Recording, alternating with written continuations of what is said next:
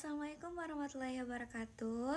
Halo teman-teman semuanya, perkenalkan nama saya Muftuha Kulsum, mahasiswi Universitas Muhammadiyah Profesor Dr. Hamka dengan NIM 22080151151.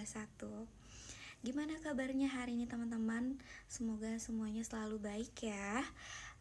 Pada kesempatan kali ini teman-teman, kita akan belajar dan membahas mengenai komunikasi efektif. Nah, komunikasi efektif ini apa sih teman-teman? Nah, jadi komunikasi efektif ini adalah komunikasi yang mampu menyampaikan pesan dengan jelas, dengan lembut, dengan sopan, yang dapat dipahami dengan jelas oleh lawan bicaranya dan membawa kebaikan kepada kita sesama manusia. Nah, teman-teman, kita ini setiap hari pasti ada yang namanya komunikasi. Dari bangun tidur sampai mau tidur, itu pasti ada yang namanya komunikasi.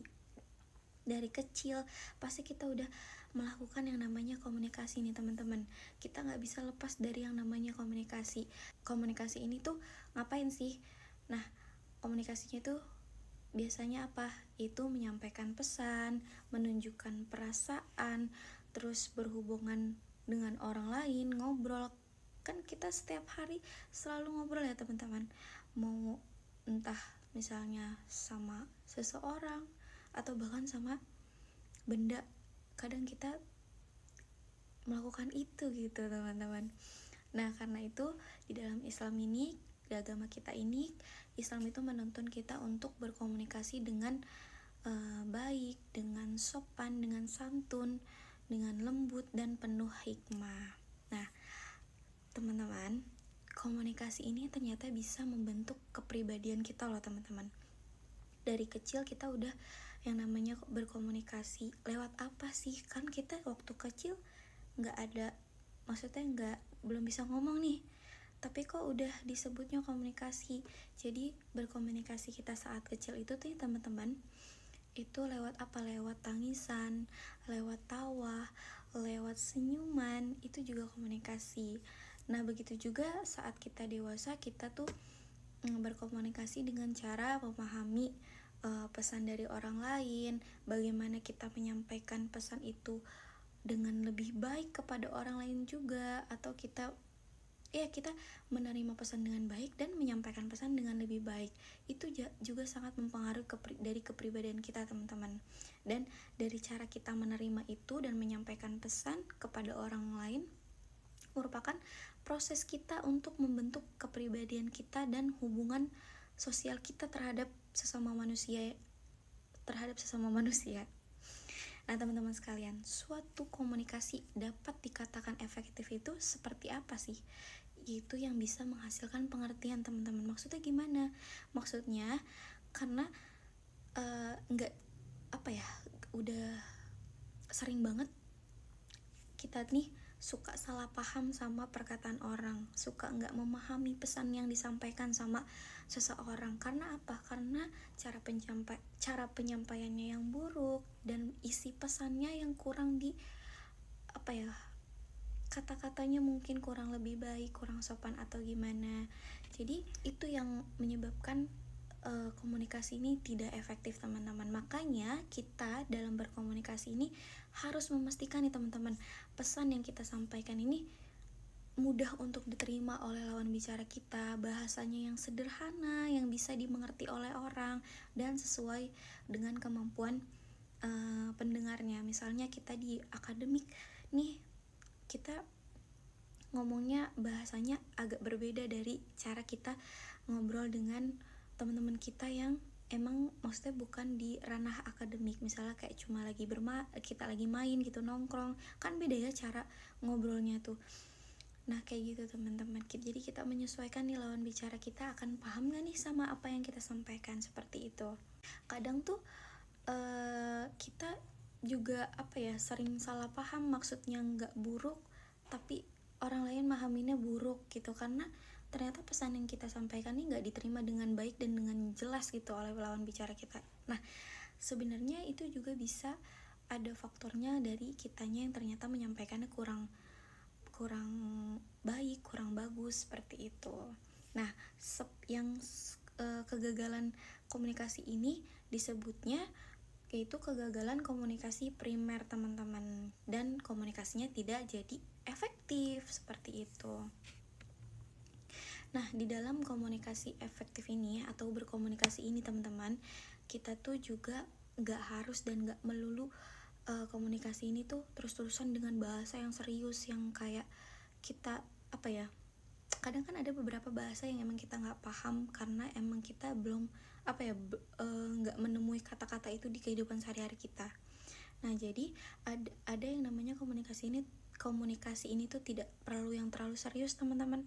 Jadi kayak ya yang sederhana, santai, misalnya bercanda atau kayak lelucon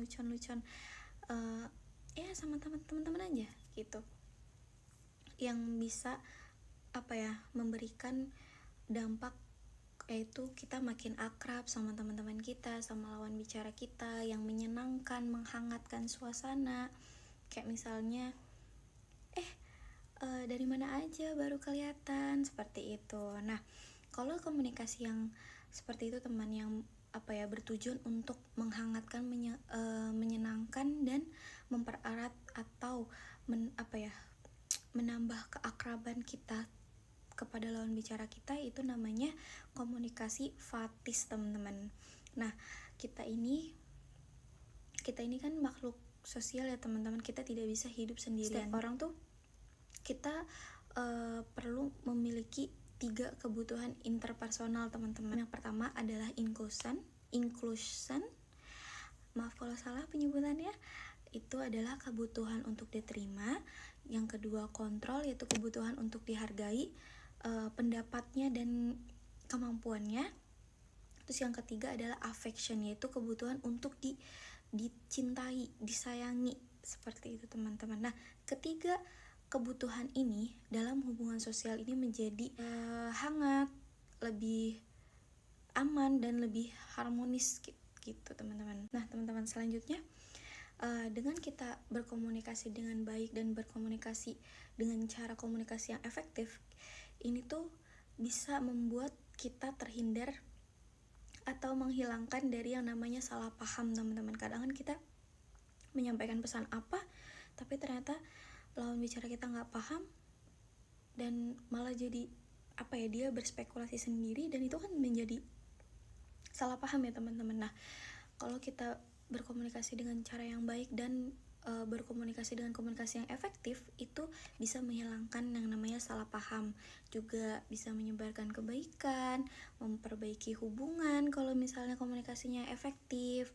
kayak entah deep talk tuh teman-teman, sesama pasangan gitu. Itu kan juga kuncinya dari hubungan itu adalah komunikasi teman-teman. Nah, juga komunikasi ini tuh emang sangat penting teman-teman bagi kehidupan kita terutama ya teman-teman. Nah, makanya teman-teman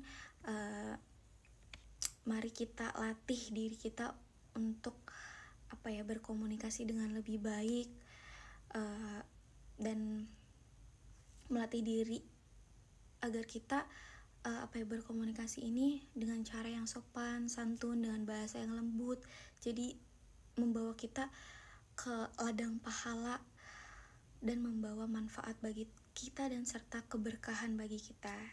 Oleh karena itu, mari kita memperbaiki cara berkomunikasi kita dalam berkeluarga, bermasyarakat, atau sebagai mahasiswa, sebagai anak, sebagai teman, sebagai pasangan. Jadi mari kita perbaiki komunikasi kita untuk bisa mencapai komunikasi yang efektif. Sekian dari saya, Maftuha Kulsum, pamit undur diri. Wassalamualaikum warahmatullahi wabarakatuh. Terima kasih.